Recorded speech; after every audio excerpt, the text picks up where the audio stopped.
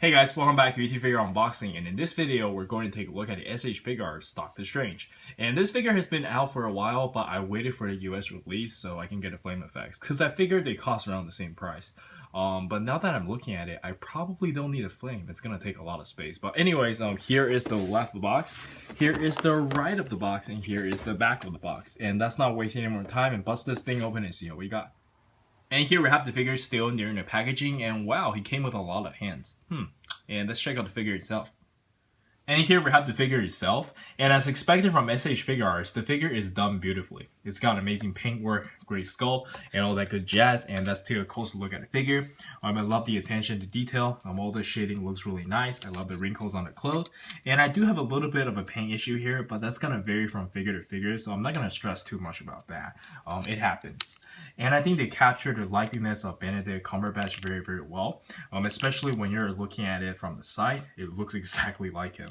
And I think for 1/12 scale, this is pretty good already. The technology just keeps on getting better and better. But a lot of people has been really mad about the promo pictures they show for Wonder Woman. Hopefully the final product looks better, because the missing eyebrow is not very cool. But anyways, for Doctor Strange, really the only issue I have here, same with everybody else, is the plastic cape. Historically, I've never liked the S.H.Figuarts plastic cape. I always try to remove them, but unfortunately, for this guy, you can only remove the bottom part, and this part is actually molded on or something. Do let me know in the comments if you can remove this, but I'm really disappointed that we can't remove the cape, because if I were a product manager of this figure specifically, I would think removing the cape will be a very important feature. But again, I don't know how Bandai run their business, and I'm obviously not an action figure engineer, so whatever. And let's check out the articulation. And for the articulation, let's quickly go over from the neck down. You can look up about this much, look down about this much, and you can turn his head no problem. And you have a lot of range in the neck as well. And for the shoulder, it's just on a standard ball joint, but it has a lot of butterfly. It's a really huge range of butterfly. And I think this is my first time seeing such an incredible butterfly joints from S.H.Figuarts. And bicep can curl about this much, and you do have a little bit of bicep swivel, I believe. Yeah, you do have a little bit over there. And you do have the bow wrist, of course. And for the ab crunch, you can bend forward about this much, then backwards about this much. This design is kind of like S.H.Figuarts Goku. You have a huge piece over here, and then just a really huge ball joint throughout. And he can kick his leg up about this high. All this is on a very, very soft material. I really like this. Can bend about this much. Have some side-to-side pivot, not too much, not as good as some of the other S.H.Figuarts, and you do have the toe hinge. And I believe you have the older style pull-down joints, right? Okay, yeah, the pull-down joints over there. Yeah, and for the cape, you can move it like that, like that. Yeah, it's pretty annoying. Just like a lot of hinges. Yeah, so it's like hinge there, hinge there, hinge there. And yeah, I think that's it for the articulation. And he can actually balance himself very well, despite all that weight from the cape. And let's check out the accessories. He's got a lot of hands. And as usual, we can start with the default face, and I do think it looks really good. And next up, we get a more serious expression, and it looks really good as well. And I think it's really generous that they're giving us a second head. Usually they just give us one. But I feel like the paintwork on this head is a lot lighter than the default one. And do let me know in the comments if yours is the same, but I kind of feel like this is a QC problem. Even his skin tone is a little bit different. This one is a little bit more pale.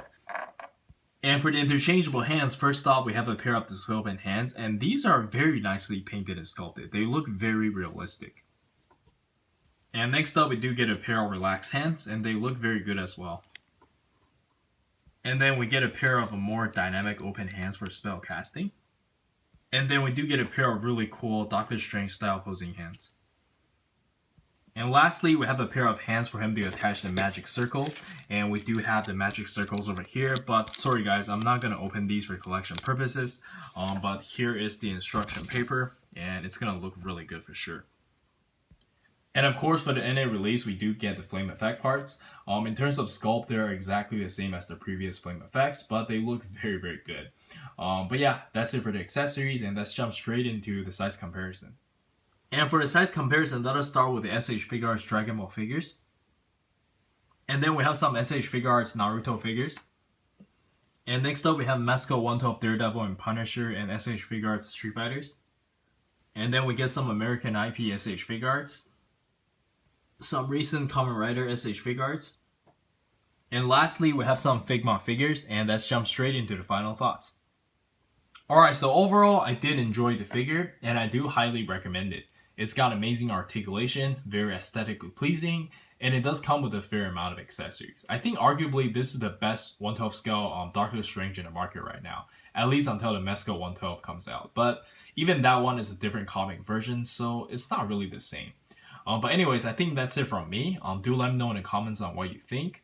Aside from the plasticate, the other issue I have with this figure is probably the price. Like, are they gonna start doing this thing where they're just gonna give us different color effect parts and, you know, bump the figure into $90 range? I'm not sure if I need all that effect parts. But anyways, this is Eric. Don't forget to like and subscribe. Maybe share the video. And I appreciate you guys watching, and I'll see you guys next time. Peace.